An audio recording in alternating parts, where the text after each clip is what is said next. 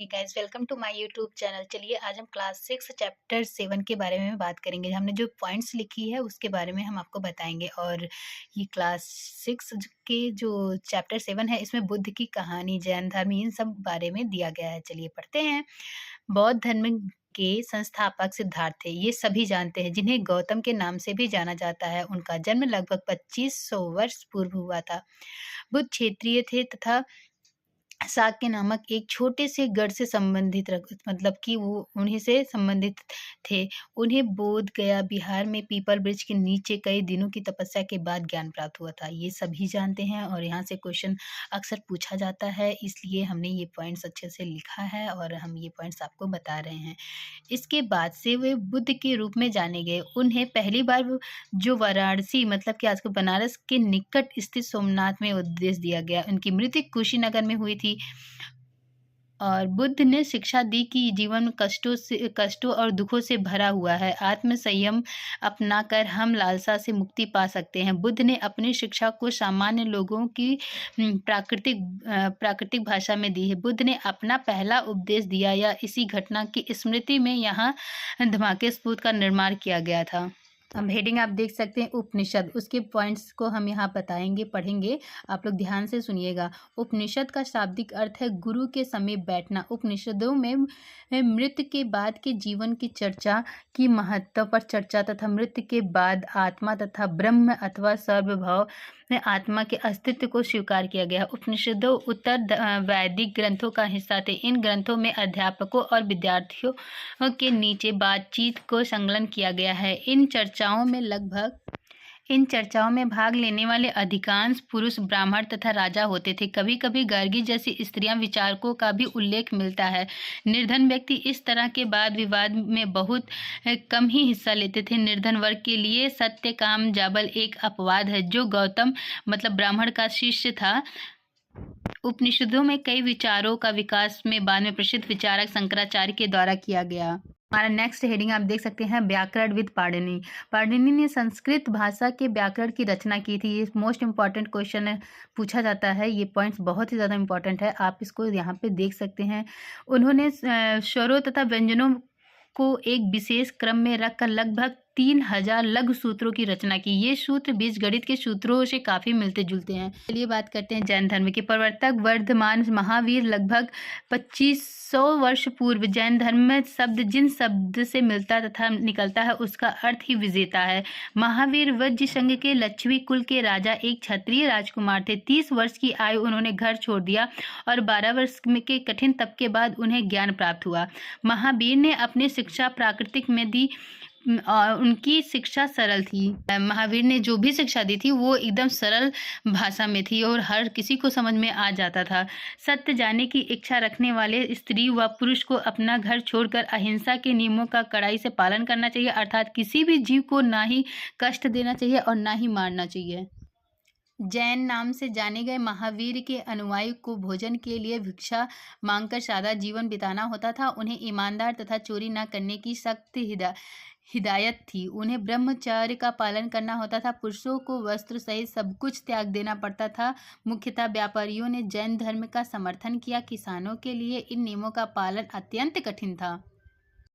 बाद में जो सदियों में जैन धर्म उत्तर भारत में कई हिस्सों के साथ साथ गुजरात, तमिलनाडु और कर्नाटक में भी फैल गया था। वर्तमान रूप में लगभग जैन धर्म की शिक्षाएं लगभग 1500 वर्ष पूर्व गुजरात में भल्ली नामक स्थान पर लिखी गई थी। हमारा नेक्स्ट पॉइंट है संघ। संघ जो हेडिंग आप देख सकते हैं, हमने यहाँ पे संघ की हेडिंग डाल रखी है, उसके बारे में हम लोग बात करते हैं। महावीर तथा बुद्ध दोनों का ही मानना था कि घर का त्याग करने पर ही सच्चे ज्ञान की प्राप्ति हो सकती है। ऐसे लोगों के लिए उन्होंने संघ नामक संगठन बनाया। संघ में रहने वाले बौद्ध भिक्षुओं के लिए बनाए गए नियम और विनय पिटक नामक ग्रंथ से मिलते थे। संघ में पुरुषों और स्त्रियों में रहने की अलग अलग व्यवस्था थी। सभी व्यक्ति संघ में प्रवेश ले जा सकते थे। संघ में प्रवेश के लिए बच्चों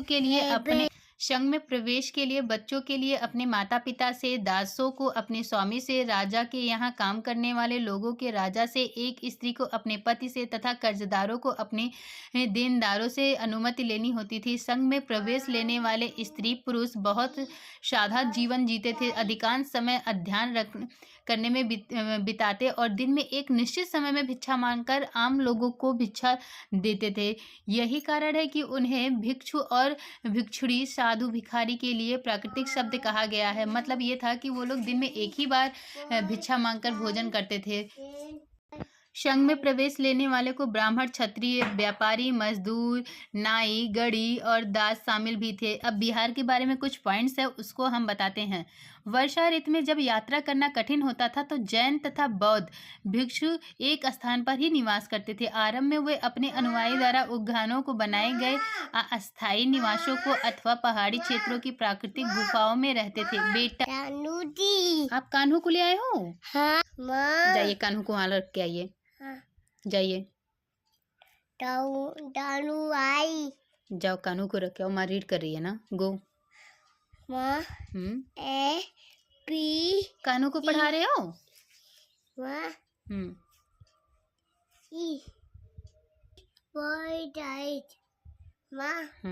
सॉरी, मेरा बेटा है, उसके लिए थोड़ी सी डिस्टरबेंस हो गई है। नाउ स्टार्ट करते हैं। प्रारंभ में वे अपने अनुयायियों द्वारा उद्योगों में बनाए गए अस्थायी निवासी तथा पहाड़ी क्षेत्रों की प्राकृतिक गुफाओं में रहते थे। आरंभिक बिहार लकड़ी के बनाए गए शब्दवाद से इनके निर्माण ईंटों का प्रयोग होने लगा था। पश्चिम भारत में विशेषकर कुछ बिहार पहाड़ियों को खोदकर बनाए गए थे। बनाए गए थे और प्रायः किसी धनी व्यापारी, राजा तथा भूस्वामी द्वारा दान में दी गई भूमि पर बिहार का निर्माण होता था। नेक्स्ट हेडिंग है आश्रम व्यवस्था। ब्राह्मणों ने आश्रम व्यवस्था का विकास किया। यहाँ आश्रम शब्द का तात्पर्य जीवन के एक चरण से है। ब्रह्मचर्य के अंतर्गत ब्राह्मण, क्षत्रिय तथा वैश्य यह अपेक्षा की जाती थी कि चरण के दौरान से सादा जीवन बिताकर वेदों का अध्ययन करेंगे। गृहस्थ आश्रम के अंतर्गत उन्हें विवाह कर एक गृहस्थ के रूप में रहना होता था।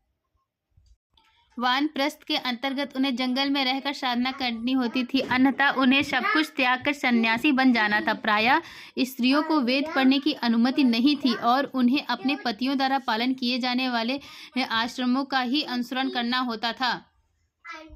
नेक्स्ट पॉइंट है अन्यत्र जरथुस्त्र। मतलब जरथुस्त्र एक ईरानी पैगंबर थे।